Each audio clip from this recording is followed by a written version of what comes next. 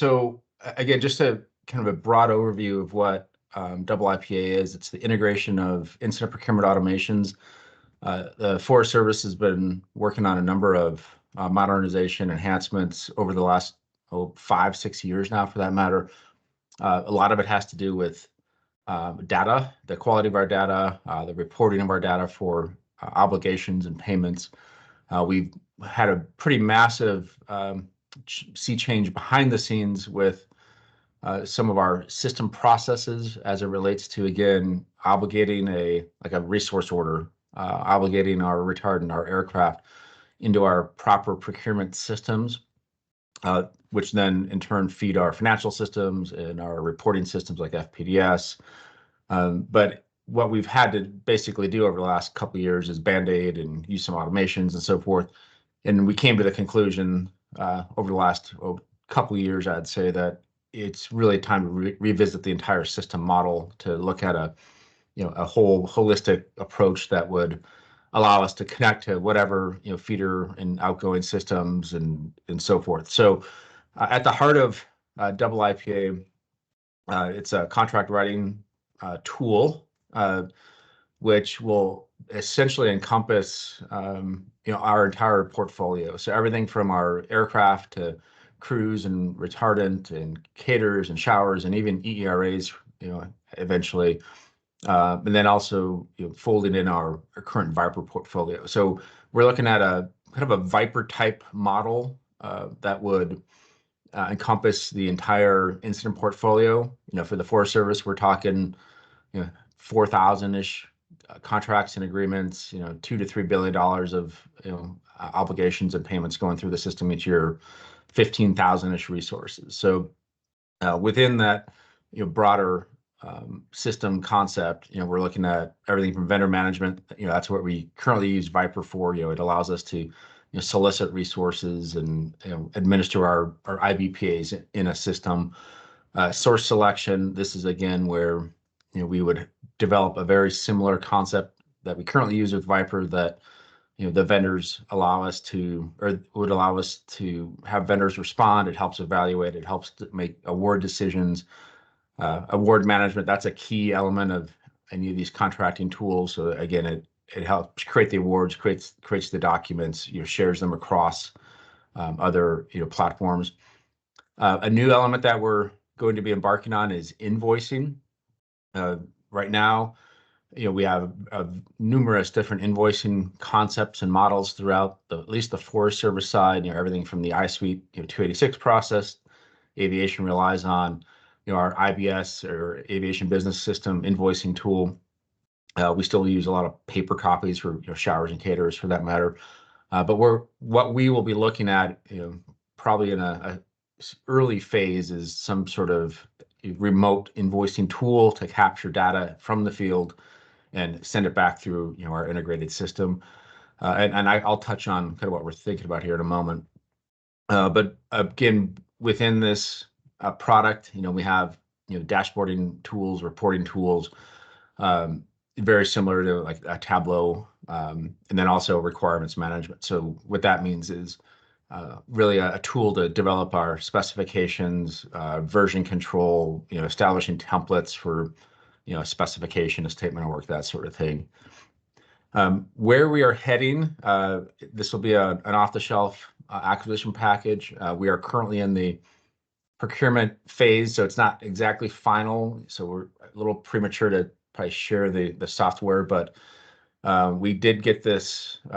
We looked at Salesforce and ServiceNow and Appian and customer code, and we're moving forward with an off-the-shelf product called Appian. That's at least the intent. We're still not 100% there with the procurement, but that was the recommendation from our CIO at least. And within that, it's really primarily a acquisition program, a contracting writing tool that has a lot of built-in templates, and it has an integration hub, accessible to it, has the ability to add on third-party applications, kind of like Salesforce or ServiceNow would. So what we are, again, looking at, we're currently, we've got our ATO set up. We are working on our procurement action within the Forest Service. We do expect to have licenses acquired within the next month. We already have our development contract in place. It's going through the modification process to add this scope of work, but we do expect to start development hopefully within a month or so. Quickly, the team that we have stood up for this. I'm considered the sponsor. Like I said, Kim Left is our product owner.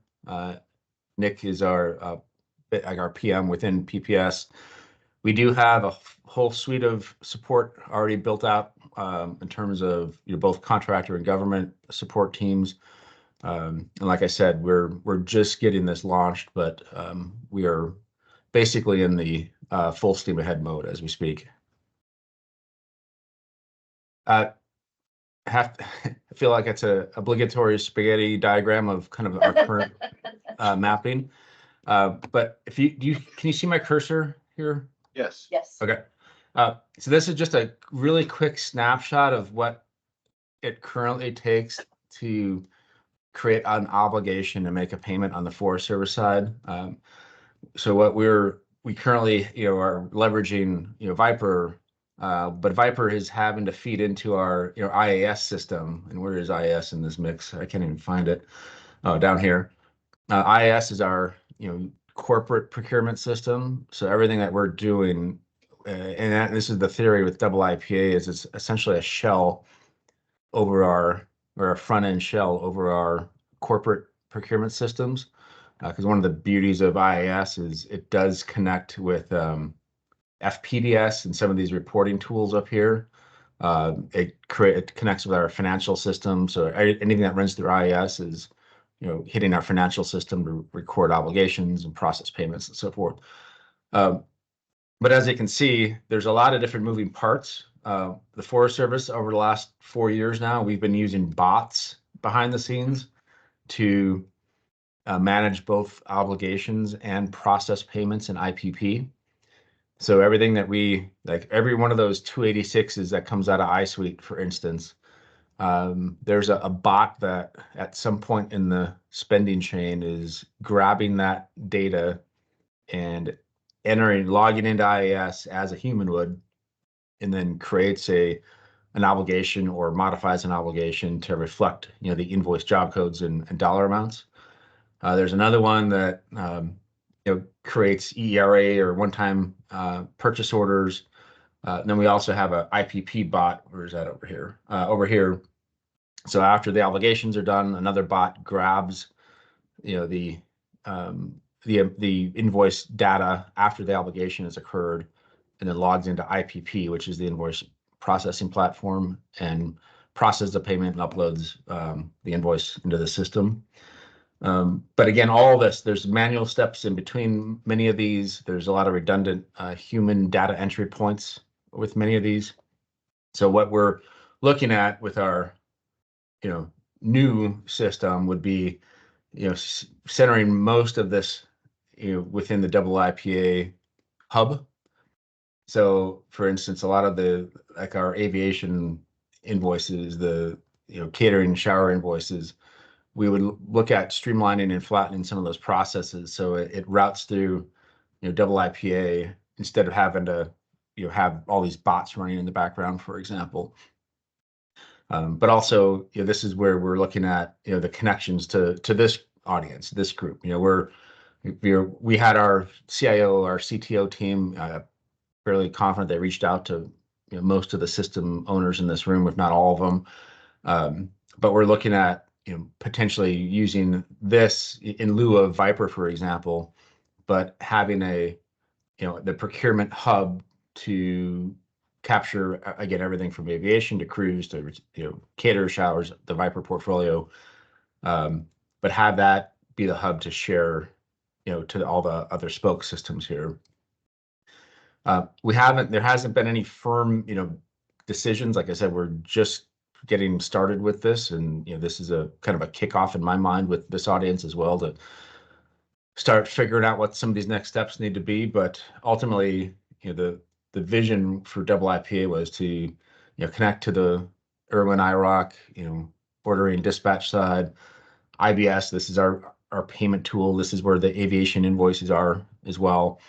But then also for us on the procurement side, the big thing is it's the connection back to IAS. We're still, double IPA is going to be replacing Viper, but it's not replacing IAS at the moment. So we're still building out a front end to share data through our procurement system. And again, one of the advantages of IAS is that it connects to all these other, like our financial system, FPDS, SAM.gov. There's a whole litany of systems that are already, have built-in connections with IAS here. All right, just real briefly, a couple of the goals that we have. User experience. One of the big things that we struggle with outside of Viper is none of our aviation and cruise and caterers, showers, none of those are in a front-end procurement system. It's all very manual still. Aviation has been kind of a struggle to get into the IAS process, especially with aviation and all the job codes and the litany of contract line items and pay codes and so forth. So we're really trying to streamline what that CO or the purchasing agent, what their user experience is on the front end of the system. Really looking at minimizing keystrokes and building templates and if-then processes behind the scenes. So it's a matter of a couple drop downs instead of going through and entering 100 different lines of data on a repetitive basis. Again, access points, and this is again what I was just referring to, but really looking at trying to connect and minimize how data gets entered. I think this is a common theme in our world, but in procurement, it's probably even more so in terms of how many times a contract VIN number or a daily rate or any of the contract number, any of that stuff gets entered.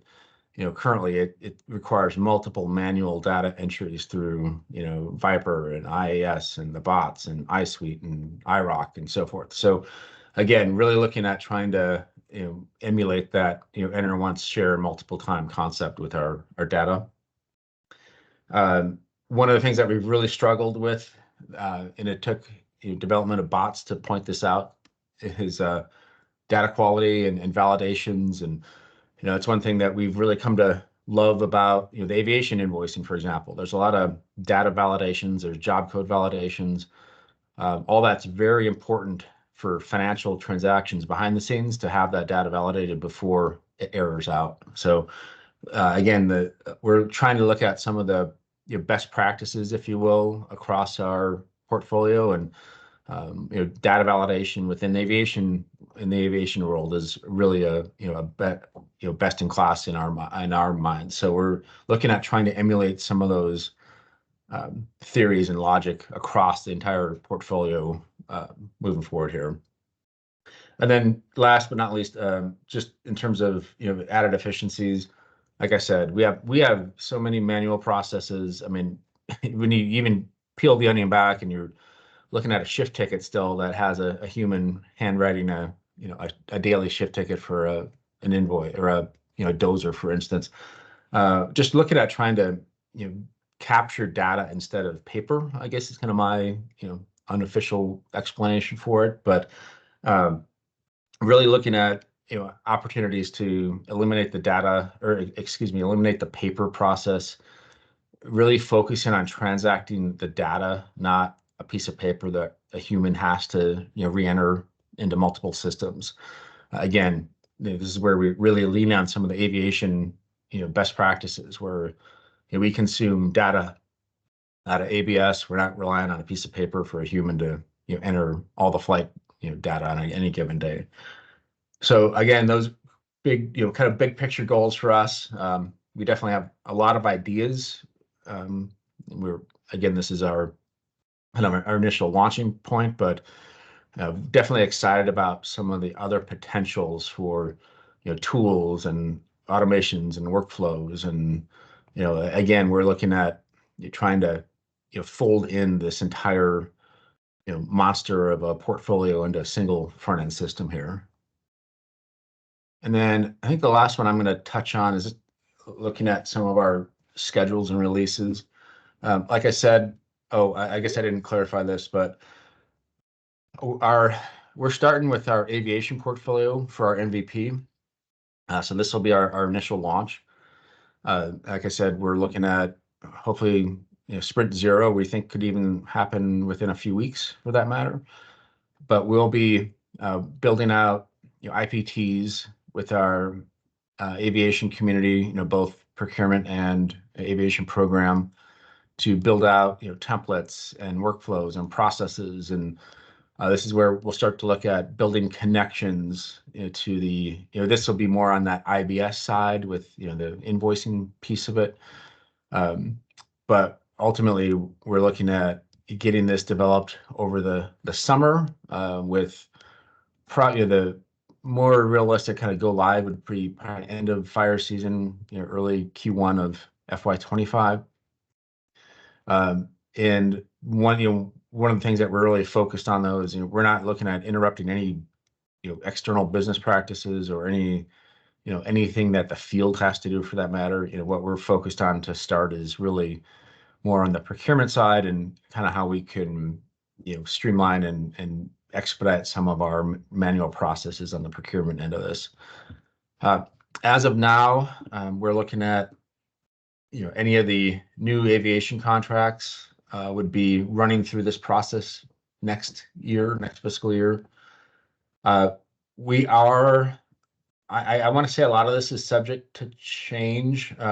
We haven't quite penciled in the final phases. I think we have some, kind of moving parts still on what portfolios we would move over next, but ideally we'd be looking at our showers and caterers to be folded into this. The exciting part of showers and caterers is a invoicing tool. This is where we are, again, currently our caterers and showers are handwritten on pieces of paper and sent in and manually processed. So we're looking at developing a basically an app or a web version of a invoicing tool that would capture the daily caterers meals and lunches and so forth, where we would be interfacing, all the rates would pull forward. This is where we'd be looking at IRWIN or IROC potentially to get resource order linked up and synced up to get the job code data and so forth. But from there, we'll be migrating crews, IBPA, that's our Viper portfolio. And then ultimately, downstream a little bit is when we have that invoicing. And then ultimately, this is where we'd be looking at getting rid of our bots. We were pretty confident that with the Appian platform that we'll be able to either build out bots within Appian or just look at APIs or direct interfaces with feeder systems, and ultimately, again, flatten some of these processes. And then last but not least, we're looking at a purchase order ERA land use module. So it essentially be any of the ERAs that are written would be generated from this system. One of the ideas we have is to share the fill information back, for example, to IROC, similar to how we have a Viper IROC connection now. But ultimately, this would be the final phase for us, is folding in those ERAs, land use agreements, any of the one-time purchase orders for that matter. But with the expectation that the data would be accessible, shareable. In our utopia, we would be able to award a contract and have that data shared with IRWIN or IROC or eventually iSuite for that matter. We would love to look at some opportunities to get data flowing into iSuite to pull contract header information, rates, that sort of thing. So I guess with that, I'm gonna stop here. I know I shared a lot, but happy to address any questions or any go backs, or Kim, Nick, anything else that we wanted to point out that I didn't cover first?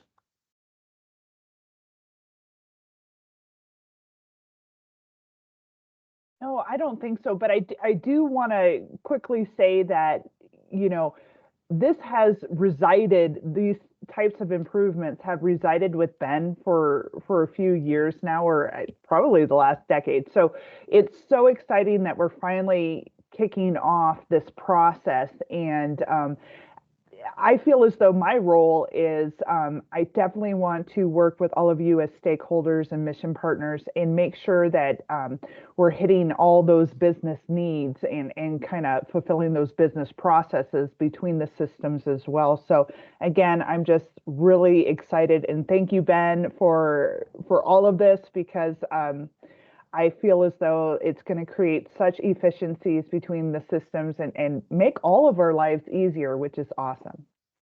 Thanks, Ben. No, that's awesome. And wanted to say same thing, Kim. Conversations that I think Ben and I started having about this 8 years ago, right? During like there you go, like D510 or whatever. Yeah, the D510 session. Yeah. Yeah, it's super fun to see some of that. I saw a question, a couple of hands go up, so go ahead, Elise. Yeah, I was just curious, Ben, where will this be hosted at? Does Appian have their own cloud server? Or? Oh, yes, and I'm gonna, Nick, can you help me respond more than just yes on that? Yeah. Appian has their own hosting. It's going to be a cloud hosting one. So, yeah. Can you guys hear me? It was a little faint. Yes, go ahead. we can. Okay. Yes, we can. Yeah. So, yes, the answer is yes. We're hosting it within the Appian cloud instance. They are FedRAMP certified, and we were able to get that approval as a SaaS. And I have sort of a random question, and that has to do with the showers and the caterers that are currently kind of managed out of, I don't know if managed is the right word, facilitated out of Wild Nick. Mhm. So would the intent be to not need that functionality within, well, I kind of have my Wildcat hat on for a second. And that, correct me if I'm wrong, but Wild Nick is used to choose which unit to mobilize, right? There's a formula or some calculations that go. Showers, caterers, helicopters, Fixed wing this year. fixed wing Right. this year.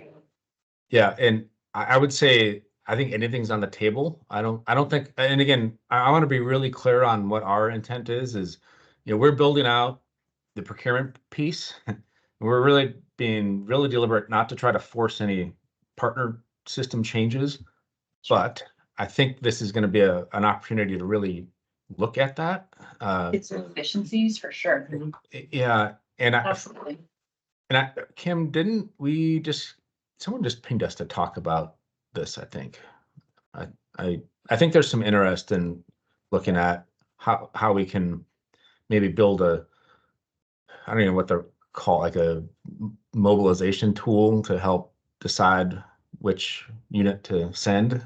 This is a whole nother animal in itself, I would say, outside of the system world right now, and what we're dealing with on some of our ordering logic, in terms of a catering unit, which one to mobilize and which crew to mobilize. But I think there's definitely an opportunity there. Yeah. I would share too that the FAM program, some of the operations folks, they're looking at some tools for field inspections and vendor qualification records. And I think there's going to be a lot of opportunity to at least share the data, if not host it. So again, we're, I think, pretty open-minded at this point as to what best makes sense. But yeah, I do think there's potential to, at a minimum, share.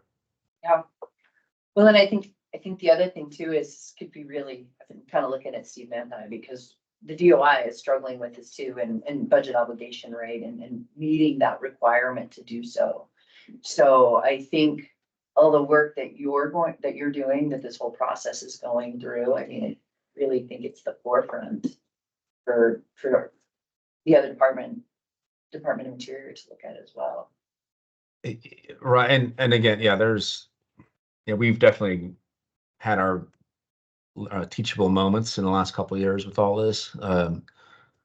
And there's definitely some pieces to this that we've kind of whiffed at with bots, for example. We've learned our lesson on what works and what doesn't work really well with bots. But I do think I do think this technology, it's modern and it's being used by a lot of the DoD agencies, and um, a lot of the functionality out of the box is light years ahead of what we have with our IAS system, for instance. So I really think there's a lot of potential. All this, it's all very, it's all considered low code. We do expect some customization, to build like a DPL, for instance. I think we'll have to customize some code for that, but we do expect a lot of this to be, hopefully out of the box, pretty close to what we need for that matter. And when we're in year 3 of our process on even making this decision. So we've looked at numerous systems. The CIO has weighed in. We've got some pretty strong recommendations from our technical side on this now too. Yeah. I think, and sort of just pulling it back to, the IRWIN part of the conversation, right? I definitely see some opportunities, right? So you mentioned a number of things that we can help support sharing, the IRWIN can help support sharing with IROC, with EI Suite, with, well, WFDS is looking for some financial information as well. There's all these other pieces that I think could really benefit from the data that we'll be producing and sharing, and vice versa. I think where our question is we're in this place right now with Viper and transitioning to IIPA. I suspect, and this might be a bad assumption on my part, but we traditionally don't want to put a ton of money into a system that is getting ready to be deprecated or morphed into another module within like IIPA, right? So just wanted to get your take on that. If the work that we're doing, that we're continuing to do, that we've been doing, I should say, with the Viper team, and we do know that we've got some state stakeholders, a little bit different than this process, like with HEMS, we would probably continue to do that work, which actually could probably benefit as we do start to look towards that connection and what that could possibly be. But I guess I'm looking to you for, do you want us to, IRWIN, to continue to work on the Viper piece almost as a learning opportunity, or what are your thoughts there? Yeah, so I think there's in my opinion, there's a few factors at play, at least with the Forest Service right now. If no one's mentioned, the IT budgets are in jeopardy this next fiscal year, to put it mildly. And what we're looking at from an investment side is, we're going heavy on development with IIPA this fiscal year and next fiscal year. But that means we're doubled up on our Viper investment for 2 fiscal years. I think there's going to be a lot of pressure on our side to find some savings, to put it mildly. So I think it would be a struggle or a challenge right now for us. I'll tell you straight out, we have no more IT funding if we had to pay for anything at this point. We have it all, embedded within IIPA and Viper for the next, at a minimum 1.5 years, if not 2 fiscal years.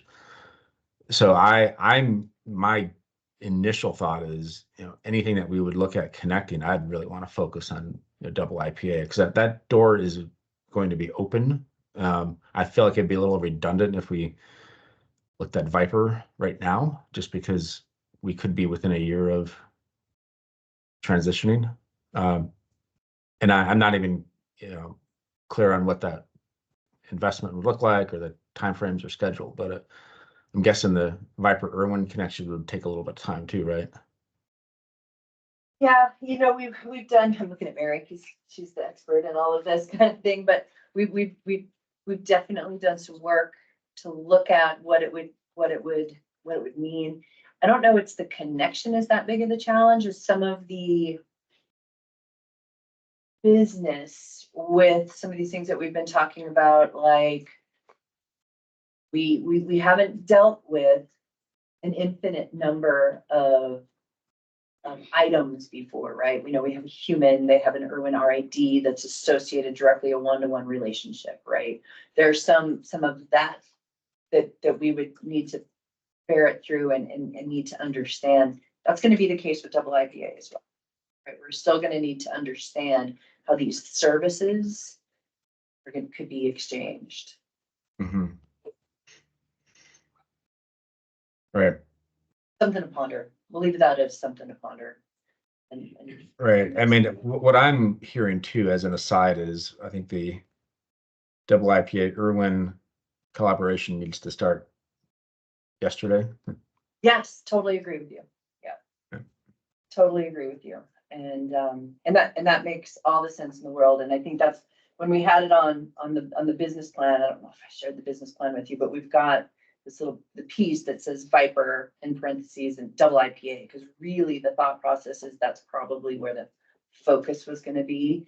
And I'm really glad to hear you say that, because it's always a little bit disconcerting when folks, we're not going to be live until such and such a date, so we don't need to start talking about that connection yet. You're absolutely right. We should start now. Right. So I think that's going to be really influential for us on some of the timing as well, in terms of looking at additional resources, if the Viper schedule, for example.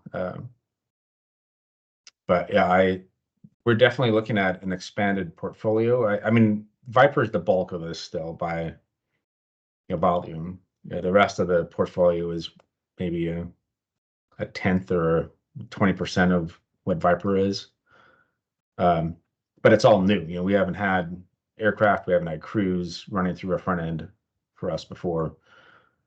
And again, we're making some pretty broad statements on this. I know there's going to be a lot more detail to feed an aircraft contract into IRWIN or IROC, but that's essentially what our vision is, to emulate. And that's where we look at Viper as the best practices. A lot of the connections that we currently have with IROC, it shares the DPL and the header data and so forth. But our initial thought was we'd emulate that across the board for everything we do. Okay. Any more questions, Ben? Ben, we do have a question in the chat from John Noneman. What do you see as the relationship to the fire code application? Indirect or going directly with the REST service? I know that's been flagged, and I'm going to give it a shot. And then Nick, if you can fill in any blanks on if you recall digging into this, but it's definitely a thing that we do want to look at, because the important thing for us is the timeliness of job codes being activated. And I know there's a whole trickle effect to hit our financial system, because where we've had some challenges is, for instance, there might be a job code, P code that's created, but it hasn't crossed our financial system boundary yet. So by the time our bots or our systems pick it up, the job code rejects. So that's definitely on our radar. But as far as kind of the hosting or the connection, Nick, I don't know, did we get into any detail on that yet? Not much detail, but I am going to plagiarize a conversation I had with Stephanie about this, and it would be that we need to connect Trofimi through REST, and then put that to absorb that information through Appian. It is still a little bit above my technical knowledge, but not that is something that's somewhere in the path analysis. It is something we're going to be chatting with our developers. So, but that's kind of a little of the gist. Maybe I confused people more. So, Steve Manti. Yeah. Hey, Ben, Steve. I just got two questions. So you already talked to this a little bit, but with IT budgets being what they are, particularly on the Forest Service side, you've got funding for 24 and 25 lined in for this? Yeah, we're 100% for 24. Like I said, the contract actions are hopefully going to be locked in the next couple of weeks. 20, yeah, in 25 we have pretty firm handshake. But yeah, it sounds like 25 is the tricky Yeah. one right now, at least in the Forest Service. Right. And then what's the plan for once you're in a production mode? Where's it gonna be supported? Who's gonna be doing that from a technical perspective? Well, we have a agency, PM and PMO group working with us. It's out of Laura's office, or Yeah. I guess I'm really kind of getting at, is FAM gonna have any responsibility? If they do they know that? Oh, no, this is a procurement managed system, but yeah, no, That's what I was saying, but I thought I'd ask the question. Okay, thank you. Anybody else? Jill? Can we just look at the timeline again? Is that possible? I know it's Yeah. not set in stone, obviously. Yeah, but Yeah, just a sec here. I can remember how to do all this. Oh, wait.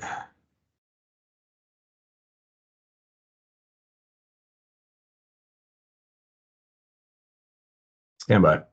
I've got too many screens going here. Good. As I say, talk amongst yourselves. it's like Kim put, or someone put one, is it Eric? I was gonna say, I do have a screenshot of it that I can put in there. Oh, he's got it. All right, can you see this again? Flip again though. Yep. It's just messing with you. There we go. And I wouldn't take this again for gospel. Well, yeah. I think we'll be putting a lot more detail on each of these in the next coming weeks, for that matter. Okay.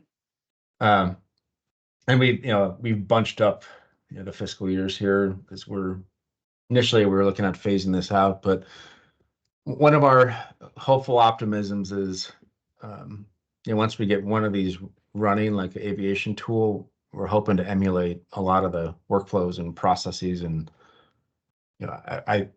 there's a reasonable chance that, once we have these templates built out, it's just a matter of editing it, kind of like how we do with Viper. We have a dozer and a water handling template. So, Oh, go ahead. no, go ahead. And it's just the unique thing for us is, again, we don't have showering, catering in a front end like Viper.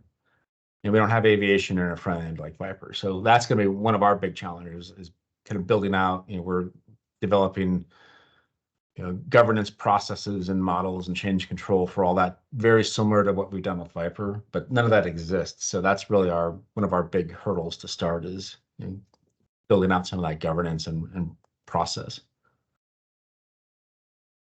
So here's my thoughts, and maybe for a path forward for the group. I think that, Kim, if you and I can stay in close contact and maybe, structure some calls, I think there are some systems within the room that have some strong vested interest in this. And maybe we capture those. I think off the top of my head, maybe IRWIN. No. EI Suite comes to mind. Anybody else? Jill, any thoughts on somebody else that we need to, Ben, Kim, that we want to make sure that are involved in these conversations as we move forward? Justin. We got Justin.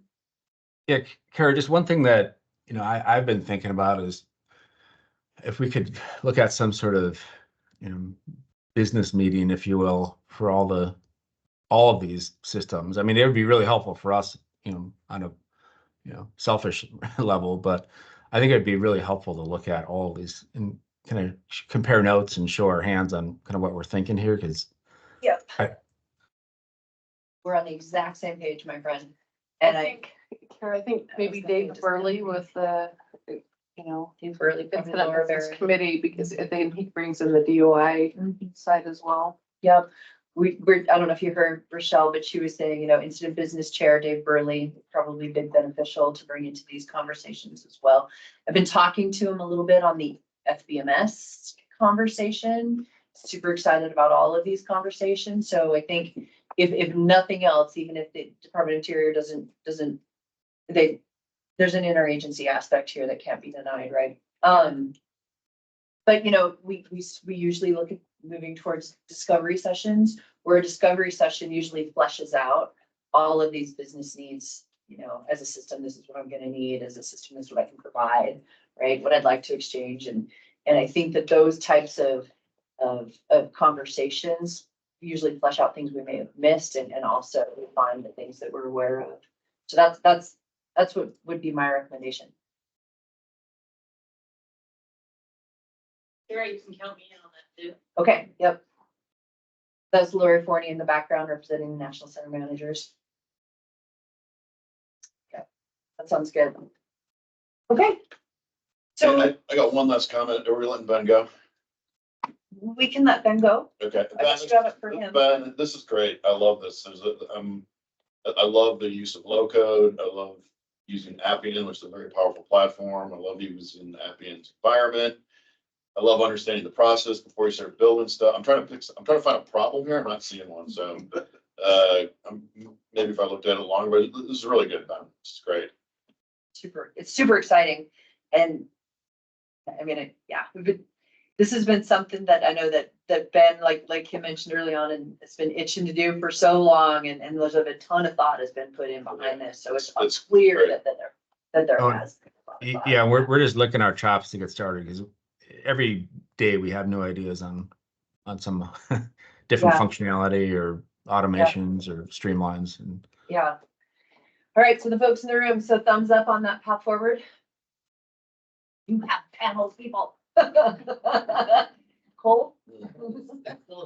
We even got invited on your side. Okay, sounds good. Looks good.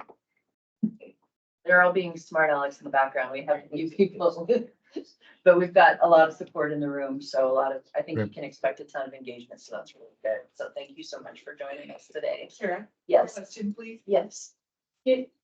Just to make sure I understand, is the path to continue the discussions for this, or is the path to implement something for V10?